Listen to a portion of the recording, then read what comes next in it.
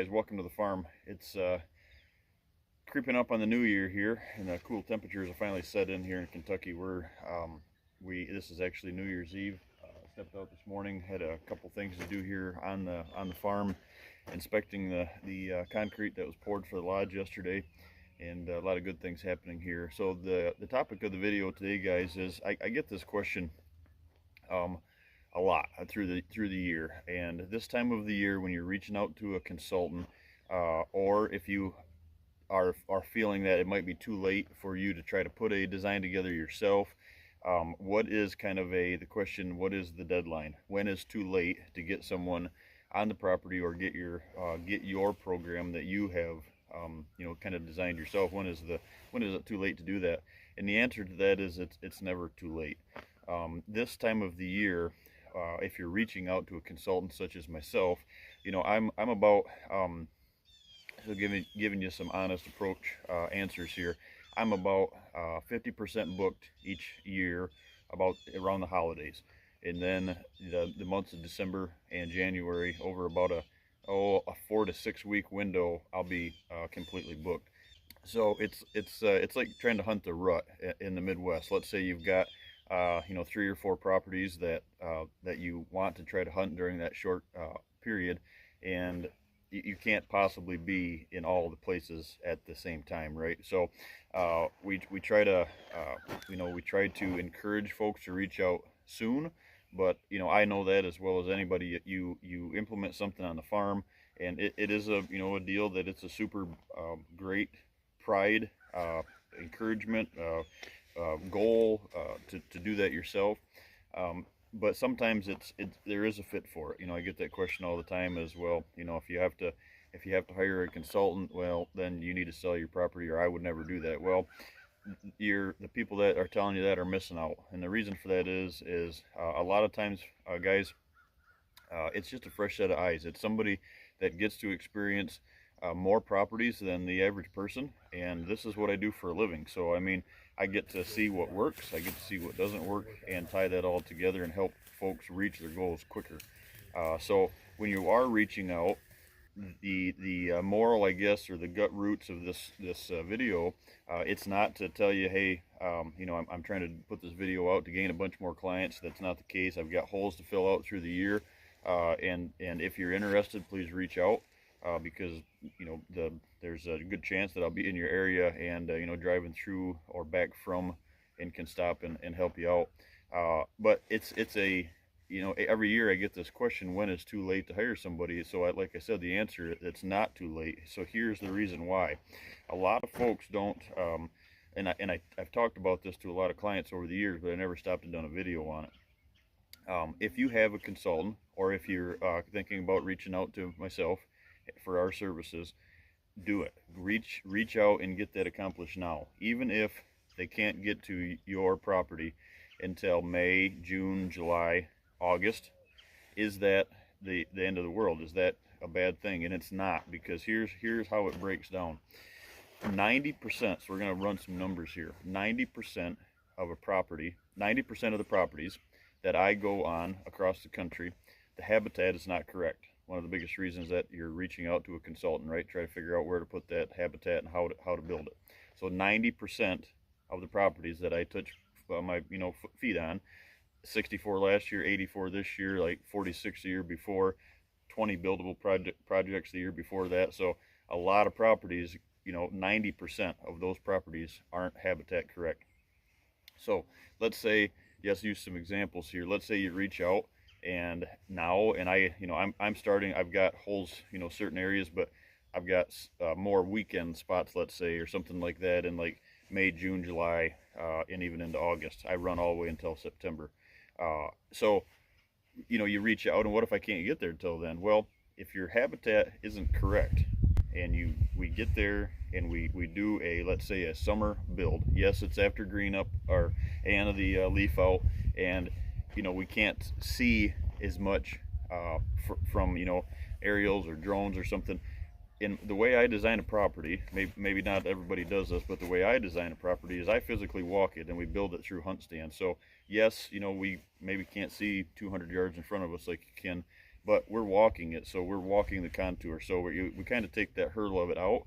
But the goal is if you have that done and your habitat isn't correct, you start that project in July. There's a time period there in most of the whitetail range. We might as well touch on that right now. That July time period, you have to kind of treat that a little, walk around that, tiptoe around that time period if you're going to do any tree work, because the regeneration part of this, the whole habitat part of this, let's say, when it comes to trees, is, we want that regeneration. We want those stump shoots. We want all that stuff to feed the deer at deer level. And if it doesn't, and if it, in the heat of July, it could overheat, is what I call it, or bake the scar. uh, you know um, Maybe oak wilt. There's insects, could get into those. So there's a lot of variables there. If you have a cool July, a couple years ago in Michigan, I built a complete property from start to finish in July, and the property looks great, regenerated really, really well.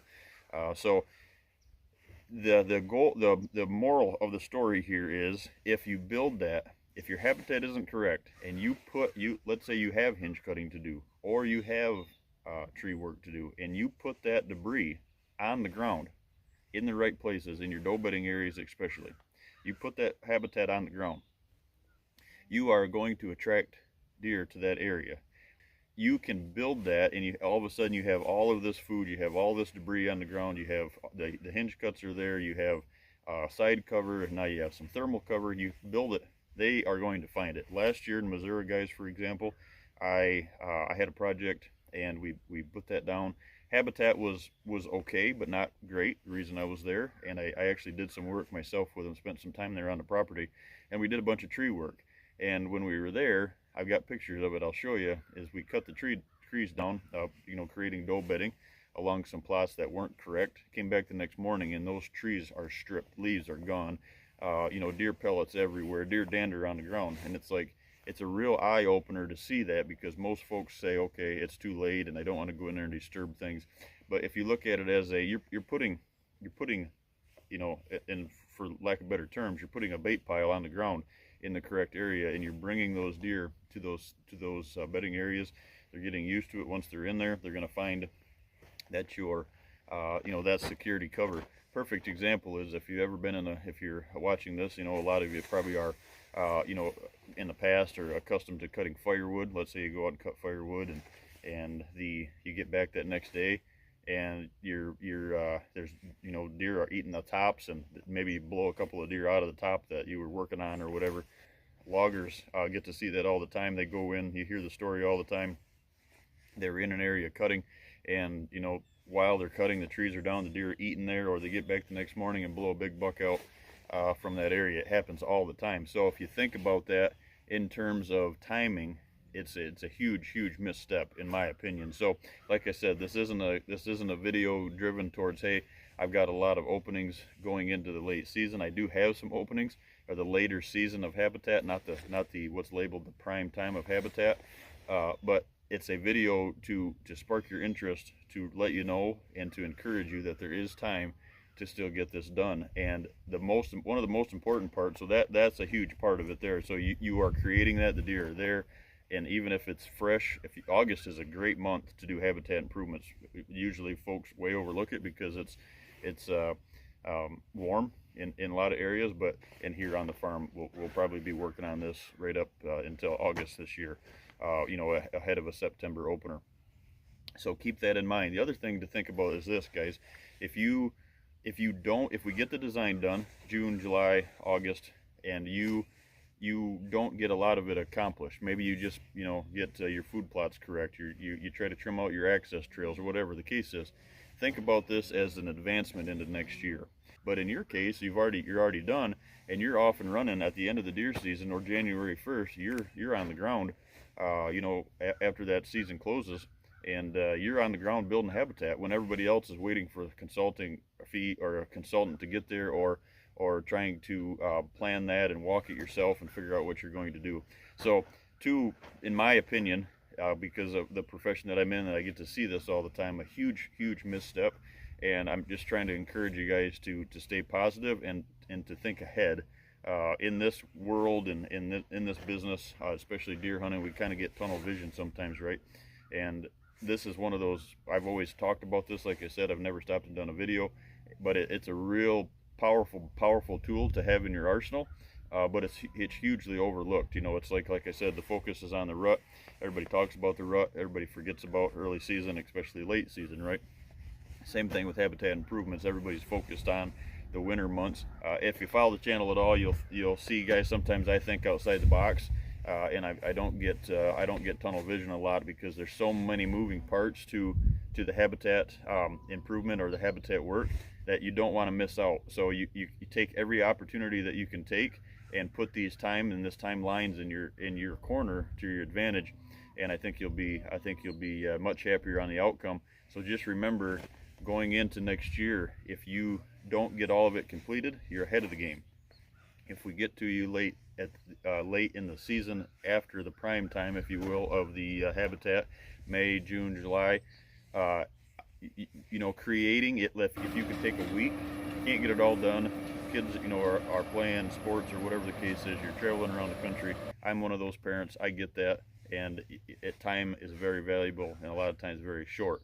4th of July weekend, Labor Day, Memorial Day, you know, a lot of folks spend that time at their properties, and if you're at your properties, that's the time to do that habitat work. So if you don't get it all accomplished, then that's okay, because like I said, you're ahead of the ball game going into next year, and you're the first in the woods. Or like I said, you start it in August, that debris and that all that food, because it is leaf out. Now if we were putting that debris on the ground in August, and there was no leaf out, and all the leaves are down by then, well, then they just have the opportunity to browse on the shrub tips or the limbs, let's say, but it's browse. And a lot of times, like I said, the habitat isn't correct. The reason that they don't have anything to eat is because that browse isn't there. You bring all that stuff to the ground level, and it's a huge draw, and a lot of times it's a huge holding power, because they had nothing there to hold them because of side cover and thermal cover, you know, before. So don't overlook that step. Take all the information. Like we always say, this channel is built that way, for free information. Take this information and put it into good use, guys, and get out there and accomplish that. Don't ever take the answer or the outlook at it's too late to improve, or it's too late to get somebody there, or it's too late to do your habitat work. Thanks, guys.